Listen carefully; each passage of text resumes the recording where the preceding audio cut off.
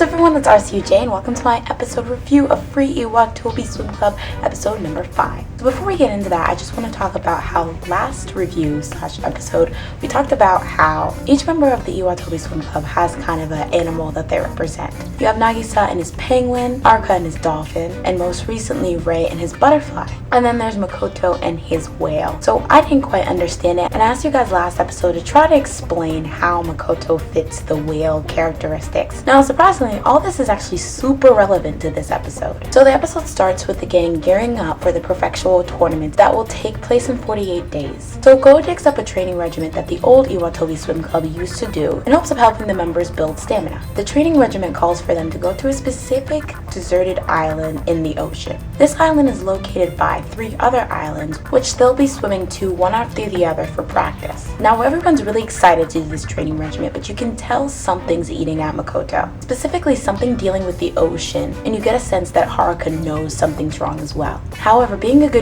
captain, Makoto doesn't let it bother him and gives the okay on the training camp. But once again, they run into the roadblock that is the fact that they have no money, like ever. So what do? What do they always do? Ask Ama-chan if the school would be willing to give them money. And of course, she says no. They also can't pay with it out of their own pocket because they're kind of short on cash since last episode they spent money on new swimsuits, and this episode they spent their own money on new tracksuits. However, fear not, Captain Makoto is here. He wrangles up some of his family's camping gear and donates it to the team for the camping trip. They also enlist the help of Sasebe Kochi, who offers to take them to and from the trip on his fishing boat. So they're all set to go on the training camp. But before they leave, Haruka confronts Makoto on whether he's really okay with traveling to the ocean. Now at this point it cuts to a flashback clip of Makoto as a child, and we see him watching a line of men walk by on the beach. So I was analyzing this clip hard because I really wanted to know, what does it mean? What exactly is traumatizing Makoto? And after a hard deliberation, I found out just what. You see, I lied. I don't know. But whatever it is was traumatizing enough to have Haruka worried about Makoto, which is so adorable. Makoto reassures Haruka that he'll be okay, and they head off on the trip. When they arrive on the island, Ray immediately falls ill and goes to the bathroom to try to recuperate. While in there, he overhears some noise and he finds out that the Samezuka Academy swimmers are there, on the island, with them. Which means Rin is also there, on the island, with them. How many times are they going to accidentally run into each other? On a side note though, the scene where you see all the Samezuka swimmers and Ray practicing together made me realize, why does Rin only ever hang out with Nitori? There's this part where the Samezuka captain says something about Rin having good nose, and I was just like, whoa, how do they know each other? But then I was like, of course they know each other because he's the captain of Rin's swim team. But it was just weird because they never come in contact with each other, because he's just always hanging out with Nitori. Ritori.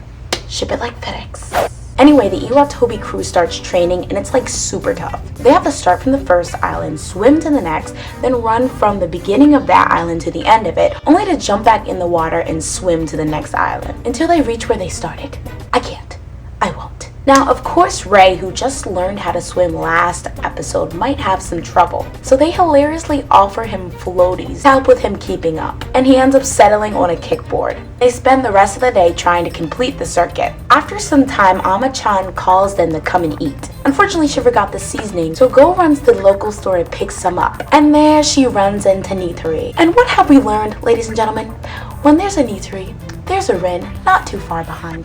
Ritori. Ship it like FedEx. Rin tells Nitori to go ahead so he and Go can talk. Go tells Rin that her and the rest of the Iwatobi crew have come to the island to do some stamina training in the ocean. And once again, with the mention of the ocean, Rin questions whether Makoto is cool with this whole thing. However, when realizing Go doesn't really know what he's talking about, Rin quickly drops it and offers to walk Go back. Go returns and they all start chowing down, but Makoto notices that something's bothering Ray. Turns out Ray's really concerned about the fact that he's not so good as a swimmer and whether he'll be able to improve to hold his own with the others. However, Makoto reassures him that he'll eventually improve and he should just enjoy himself. However, we all know that Ray is quite the perfectionist. So that night when everyone's asleep, he sneaks out into the ocean with his kickboard to get some more practice in. However, there's a sudden change of wind. He loses his kickboard and starts to drown. Holy crap. Makoto wakes up and notices Rei is gone, and the episode ends with Makoto spotting Rei in the ocean and getting in the position to rescue him. Okay, whoa. Talk about a change of pace. Just last episode, their biggest concern was getting new swimsuits, and now Makoto has a deep dark past, Rei's drowning, and the episodes are ending in cliffhangers. My body was just not ready. Now, of course, this was a big episode for Makoto, and I want to talk about how awesome he was. But first, I want to get into the fact that this anime had like an awesome ability to drop subtle hints in this episode. Now, as I mentioned before, at the end of the episode, Rei goes out into the ocean to get some extra swim practice in and ends up drowning. Now, clearly he wants to be better, but why go to such extreme measures? This is mostly addressed in the scene where Makoto tells Rei that he can relax because he'll eventually improve. But if you think back, it makes sense that Rei grows kind of like burdened or embarrassed of the fact that he's not as good as the others. Nagisa teases him. The group is always offering him modifications on their training regimens so he'll be able to keep up. And after their first day of training, he tells them that he's going to do his best to get better. Now, the whole time when this was actually going on, I just thought, oh, Rei's cute, Nagisa's teasing him. Oh, Rei's adorable, he wants to be better. Oh, it's so adorable how Rei has to use floaties. But it makes sense that it's kind of embarrassing for Rei. Now, clearly the team has no ill feeling towards him.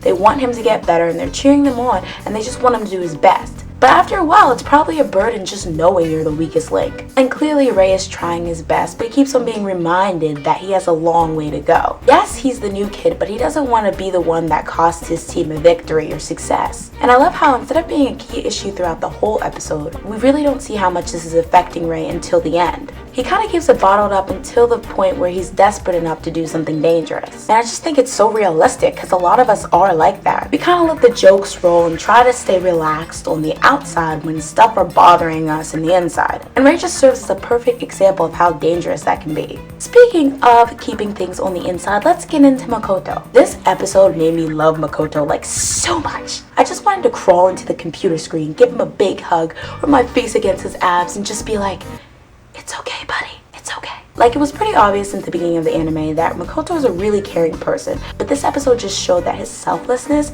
is on a whole different level. Like, it's totally clear that whatever the ocean thing may be, it still bothers him. But he was willing to put that aside for his friends. Like, he didn't want them to worry. The guy who always worries about others doesn't want people to worry about him. Makoto, are you trying to kill me? You're too adorable.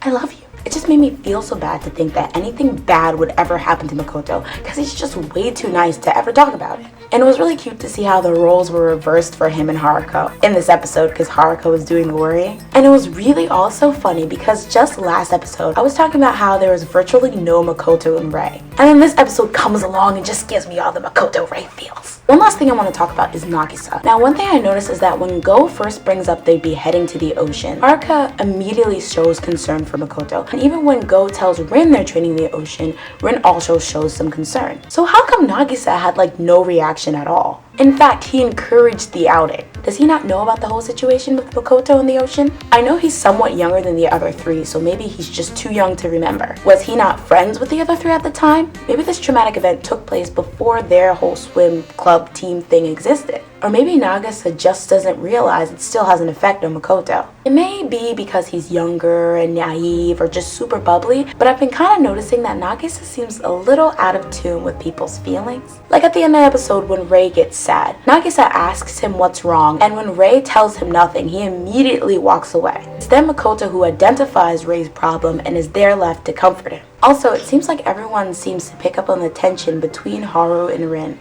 except Nagisa. In the beginning of the series, when they first reunite with Rin, it seems like Nagisa is too concerned with catching up with Rin to notice that there's something strange between Rin and Haru. Prior to this episode, I always kind of thought that Nagisa and Makoto were similar in the fact that they always seem pleasant and happy. But this episode has shown that there's more behind Makoto. But right now, I just can't see that being the case for Nagisa. But hey, that's just my opinion. What do you guys think? Let's get the discussion rolling in the comment section and see you guys next time. See, I knew this anime would be deep. I knew it. Everyone said I was wrong. Everyone said I watched this show for the abs, which was true, but this anime is deeper than the abs. Much deeper.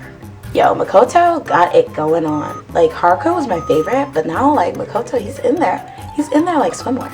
By the way, I'm filming this in my public library. The library will be closing in 15 minutes. mandatory. Ship it like FedEx.